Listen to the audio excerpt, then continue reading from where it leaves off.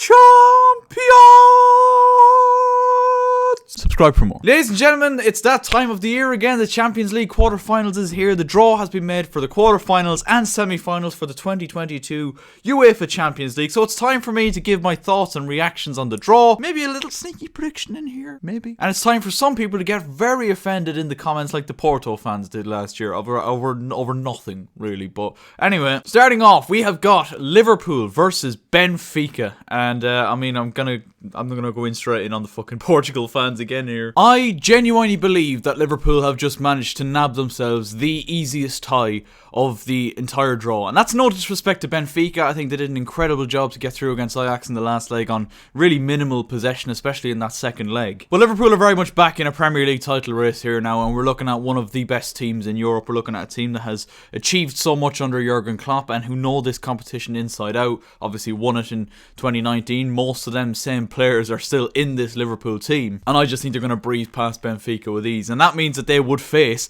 either Bayern Munich or Villarreal. I do think Liverpool have been very much nice here. I think it will be Bayern Munich in my opinion. I think they're just too strong and definitely once again one of the favourites to win this trophy. But again, no disrespect, Unai Emery has done a fantastic job. Obviously finished second in his Champions League group, but did brilliantly to beat Juventus over 2 legs, and I was delighted for him in the team because they absolutely deserve it after obviously a really successful Europa League campaign last season. But this game is the one they'll be looking forward to now. The game against one of the big boys, Bayern Munich, one of the big favourites in this competition for many years now, always will be. Now they're going to have the likes of Muller, Lewandowski, Gnabry, Sané, all to try and deal with. It's going to be very tough, but I do think we're going to see a Bayern Munich versus Liverpool semi-final on that side of the draw. Current Premier League leaders and champions Manchester City drawn against Atletico Madrid. Atletico, obviously Diego Simeone will be returning to Manchester as he did in the Champions League last 16, where he just knocked out Manchester United in a real shithouse performance, I think it's fair to say. They got their goal through Renan Lodi in the first half, and then it was literally just the dark arts of football, as they call it, and it's one thing that I think Diego Simeone has certainly mastered at this point. But I don't think they're going to be as successful against Manchester City. I think Manchester City have proven time and time again how clear they are of Manchester United in this moment in time, and I think if and / when Atletico look to use that kind of shithousery style of the game, I will say one of the funniest moments from the game at Old Trafford was when the Atletico players were literally warming up right beside like Jadon Sancho and Alex Telles as they were taking their throw-in, and just generally trying to unsettle the Man United players here and there. I thought it was absolutely hilarious. But it's hilarious when it's coming up against a rival team. If it was against Chelsea, I'd be losing my fucking nut with them throwing themselves to the ground, possibly getting free kicks that they shouldn't have been getting, the time wasting that occurred, little bits here and there that would just annoy you as a rival fan. But Manchester United felt the full force of the Atletico Madrid and Diego Simeone dark arts the other evening.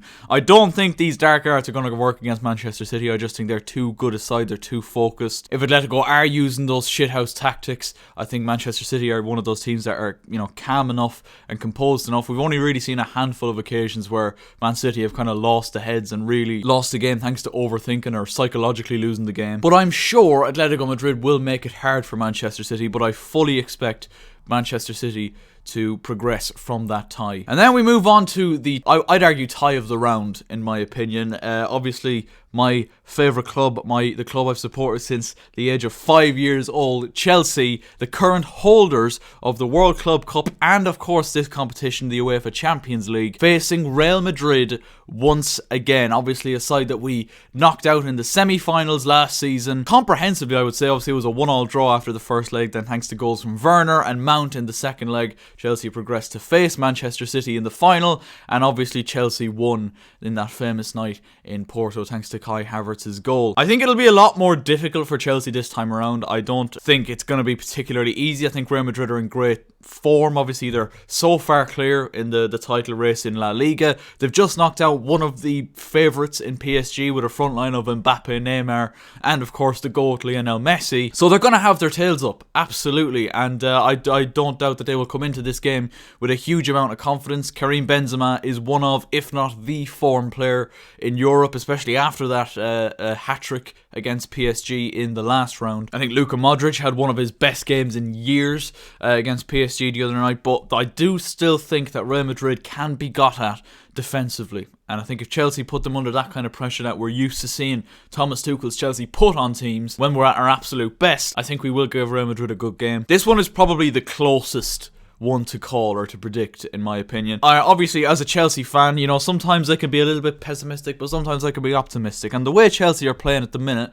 I do think Chelsea can beat Real Madrid, but it certainly won't be as easy as it was last season, because the semi-final last year, Real Madrid, I thought, were absolutely shocking, and Chelsea were by far the deserved winners. I think when you look at, you know, the first time Chelsea won the Champions League, we beat Barcelona in the semi-final, and a lot of people would argue that we got outplayed in those two games. Yeah, definitely. I mean, you're looking at a Barcelona side that had Messi, Xavi, Iniesta, you know, Pedro, Alexis Sanchez, Busquets. You know, they had an unbelievable team. All those players were pretty much at the peak of their powers, but Chelsea somehow managed to stay defensively resilient and win those two games. However, the difference was last season, Chelsea absolutely battered Real Madrid for, I definitely think, 3/4 of that semi-final tie. I think definitely the full game in the second leg and probably the first half of the game in Madrid. But I do back Chelsea to win. I back my boys to beat Real Madrid. It's not going to be easy. I could easily be proven wrong. You know, Real Madrid are an excellent team. I've already mentioned Benzema, you know, Kroos and Modric, excellent in that last leg. I think Vinicius Jr. is really starting to become the player that, you know, we kind of expected when he first signed for Real Madrid, this wonder kid from Brazil. And I don't think they're going to go down without a fight. That's one thing for certain. And it'll be a tough game. I certainly don't think it'll be as one-sided, but I back Chelsea to beat Real Madrid and go on and face Manchester City. As I said, I could easily be proven wrong. If I am. If I've jinxed it, I've jinxed it. But I just back this Chelsea team so much at the minute. I love this team. I love Thomas Tuchel. The celebrations after we beat Lille the other night, obviously there was definitely potential for a banana slip there, especially when Burak Yilmaz scored that penalty. But this team found a way once again to come back and win, thanks to goals from Pulisic and Azpilicueta, of all people. But it's a very interesting quarter-final and semi-final. I'm going to go with that as my prediction. Liverpool versus Bayern in the first semi-final, and then I think it's going to be a repeat of the semi-final, or the final shall I say, in Porto last year between Manchester City and Chelsea. And Man City will be absolutely, or would be hypothetically, desperate to knock Chelsea out after what happened